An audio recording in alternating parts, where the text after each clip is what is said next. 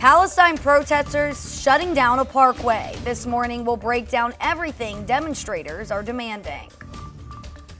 And tracking rain and storms that are going to make their way in. I'll tell you when I expect to see a few severe ones. Plus, putting abortion back on the ballot. The group that wants Missourians to vote on the issue this November. Today in St. Louis, Weekend Edition starts right now. This is Today in St. Louis, focused on you.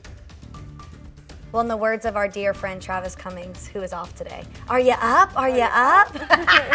That's what he would say, but you're taking a live look over the St. Louis Arch right now. A beautiful sunrise coming up this morning.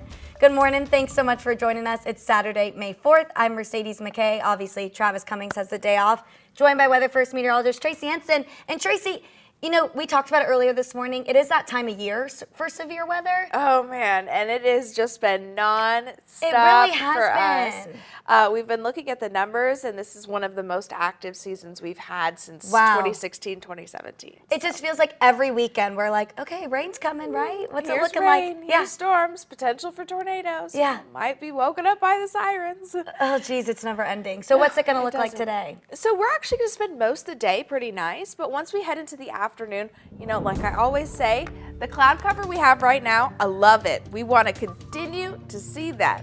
The more clouds we have, the more stable we will be as we head into the afternoon. There are some strong storms right now that are crossing over northern Missouri and into Iowa. You could see that once the radar sort of creates a little bow like that, that's a bow echo. That's indicating strong winds and pretty powerful storms.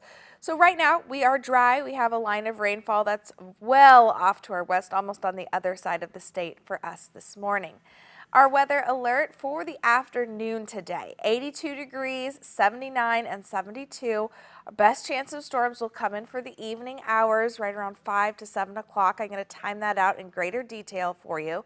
We're going to have a good mix of sun and clouds throughout the rest of the day today. I want to see more clouds than I want to see sunshine. Storms will end. I do expect us to have dense fog again overnight because when we have that added moisture, we have warm temperatures, high dew points. It's those perfect conditions for fog. 60 degrees, winds out of the west at 5 to 10 miles per hour. Our sunset is close to 8 o'clock. Thanks so much, Tracy. This morning, some intersections and highway ramps near Forest Park are back open after an hours-long pro-Palestinian protest. Demonstrators blocked roads near I-64 and Skinker and even got into a skirmish with a driver who tried to drive through the gap. 5 on your side's Robert Townsend was there for it all.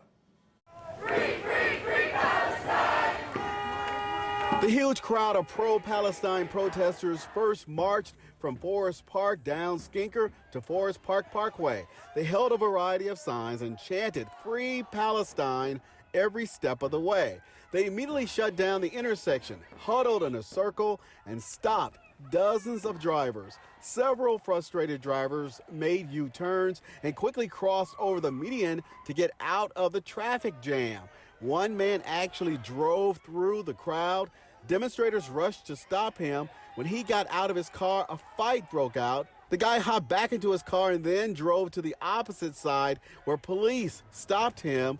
Protesters then kept marching down Skinker, shutting down every intersection before finally making their way to I-64 and shutting down the east and westbound ramps at Skinker.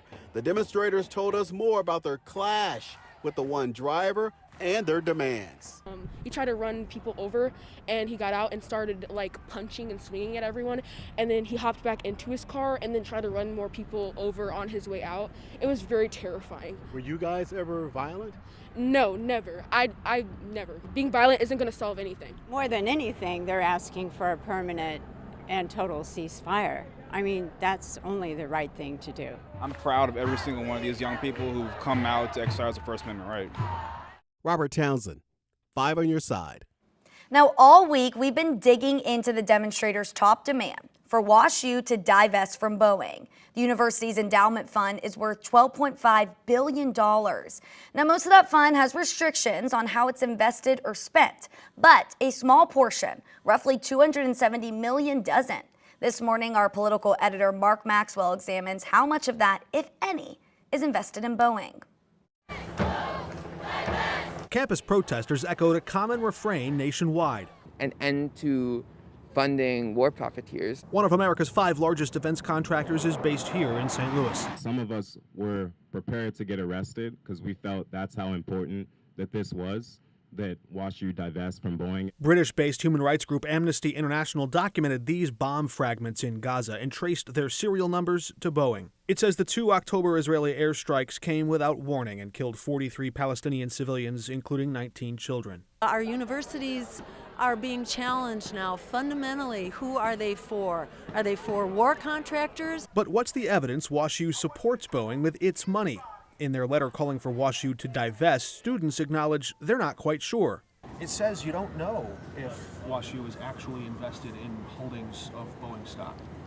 So, I think divestment also includes more than just financial, though, right? There are programs on this school that are like the Boeing programs. Boeing has supported WashU with tuition assistance and internships. In 1997, WashU's Olin Business School used endowment funds to launch the Boeing Center for Technology, Information, and Manufacturing. It's that appearance of financial partnership that bothers this campus protester. It's in their statement of how they invest is to do some statements of ethical lines. In its documents, the endowment fund says it does not seek to profit from the violation of basic human rights. To then say, yeah, we can associate with them, we can kind of support them, and then also say, we support education across the world, we support ethical investments. In 2020, Chancellor Andrew Martin wrote, quote, "We are equally committed to being more transparent about the endowment, and it currently has absolutely no exposure to private prisons or weapons manufacturing." We asked if that remains true today. Neither the Chancellor, the Chief Investment Officer, nor Chief Operating Officer would answer. Reporting in St. Louis, Mark Maxwell, 5 on your side. Now, if WashU holds stock in Boeing, and if it were to sell, it would be an extremely small portion of the $103 billion company. But that portion could grow if other college protests across the nation persist. Earlier this week, Portland State University agreed to temporarily cut ties with the company amid student demonstrations. Well, you could see abortion rights on the Missouri ballot this November, and that's all because of advocates who brought more than 380,000 signatures to the state capitol in Jefferson City. That's more than double the signatures needed for a constitutional amendment restoring abortion rights on the November ballot. Members of Missourians for Constitutional Freedom had just 3 months to complete the task before that May 5th deadline. It's for your sisters, it's for your children, it's for your mothers, it's for your friends. All of this is for other people, more so than something that I want to do for myself.